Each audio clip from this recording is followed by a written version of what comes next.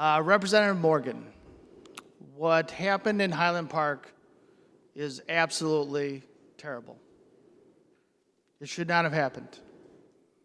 What happens every day in our communities, where I live, especially in Chicago, related to gun violence, should not happen.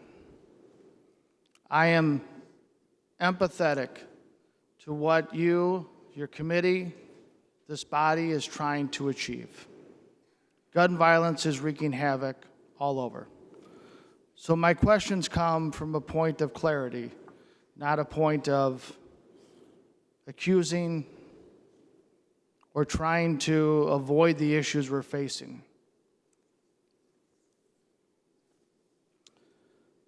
But they're important.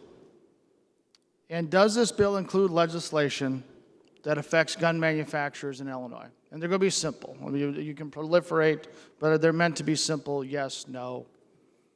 Yes. Does this bill include provisions for a gun registry in order to keep a gun that is listed in this bill? No, it is not a gun registry. Endorsement to collection of serial numbers? It's a modification to an existing program under our FOID system that 2.5 million people in Illinois already use.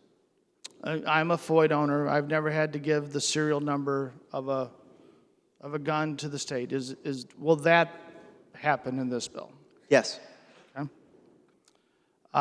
If you do not follow the provisions in the bill, can you be cited for a felony? There are a number of elements of the legislation, most of which, based on conversations here in committee and from our colleagues, we've reduced and removed the vast majority of the criminal penalties. Most are petty offense, and again, it depends on the element. Here's where now, if current laws were enforced, do you believe we would see a reduction in gun violence in our neighborhoods? Could you tell me a little more what you had in mind? No, we have red flag laws. The Highland Park shooter went through the battery of the process, and it was readily admitted that there were mistakes made. We've had others where guns should have been confiscated because of mental illness. Those laws are on the books. I would concede there are a number of things that we could do with existing laws to reduce gun violence and other crimes.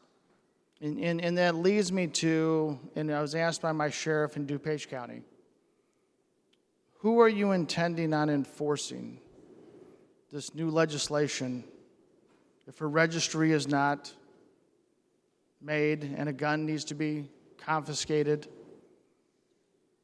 from someone who is going to be the enforcer? We already have a system in Illinois where law enforcement, whether it's state or local, enforces FOID violations, which is how this bill is structured. So it would be consistent with your sheriffs and their deputies' existing responsibilities to enforce FOID violations. Again, to your point, those who had a revoked FOID card who did not surrender their weapon, for instance. That's currently a responsibility of the deputies. So that would be consistent with what the deputies already have to do. In the committee, during your evaluation, did you look at reasons why current laws are not being enforced, or the lack of maybe desire our local law enforcement to, and how is that going to be corrected? We did. We talked in our working group. We had many hours, many meetings, dozens of organizations, a lot of law enforcement meetings. So we absolutely talked about a number of issues, which I think the way you're alluding to it is it's an implementation issue as opposed to a new law. So I think that there are a lot of issues in this body and other committees. Chairman Ford's working group, task force, and a variety of other committees, Jude Krim, have addressed a number of the things that we can do to reduce gun violence that we aren't doing, that we need to do a better job at. And one last question.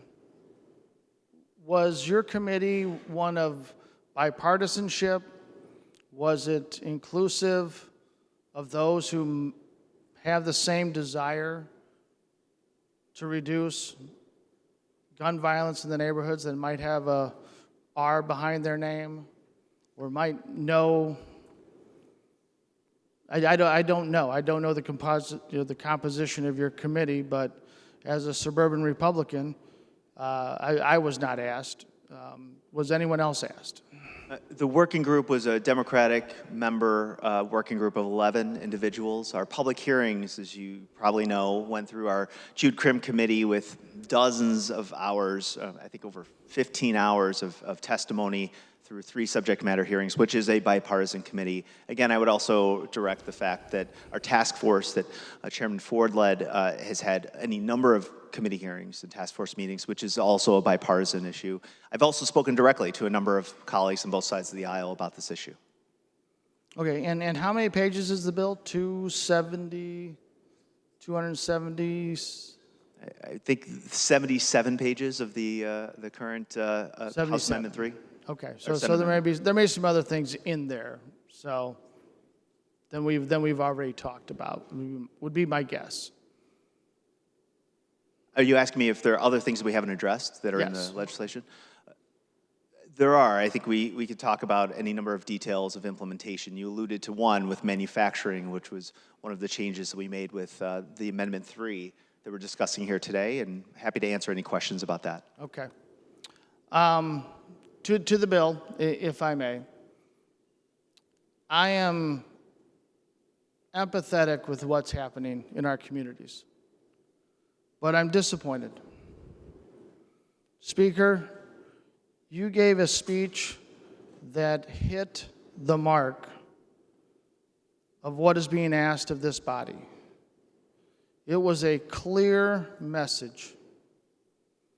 Please stop the sale of assault-style weapons with high-capacity magazines in our communities, in our state, to those, especially who are not have the mental capacity to utilize these weapons.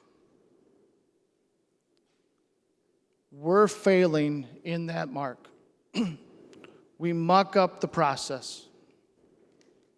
We add things.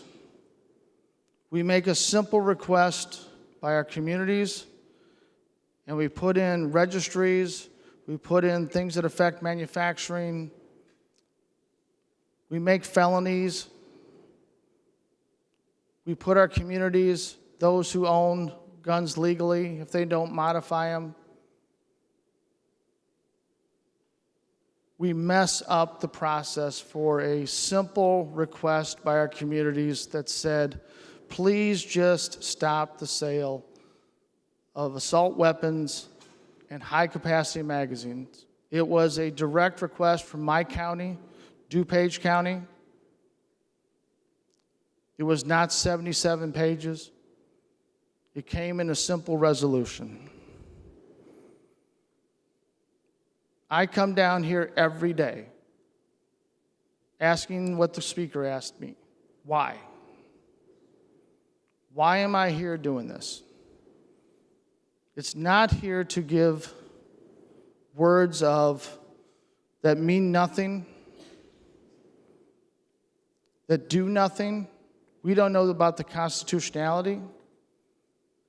We don't know if even our Senate colleagues are going to pass this bill. Yet we make ourselves feel good with words on a paper that may go nowhere. If that is the bar for why we're here, I'm not satisfied by that. Speaker, you have the ability to make a good bill that solves this problem. You're here on the floor. You're delivering it. If it was just Rep. Morgan as where my speech was going, he'd have to defer to you. But since you're here, I'm asking. This is not my why. This bar is pretty doggone low to fix the problems in our communities. This bill does not fix handgun violence on the south and west side. As much as we may want to talk about it, it doesn't do it. My why is a lot higher. And this bill is going to pass, but I ask that everyone's why become a little bit higher and a little bit more clean and a little bit more clear cut, and we stop messing it up with small things that does not make this a bipartisan process.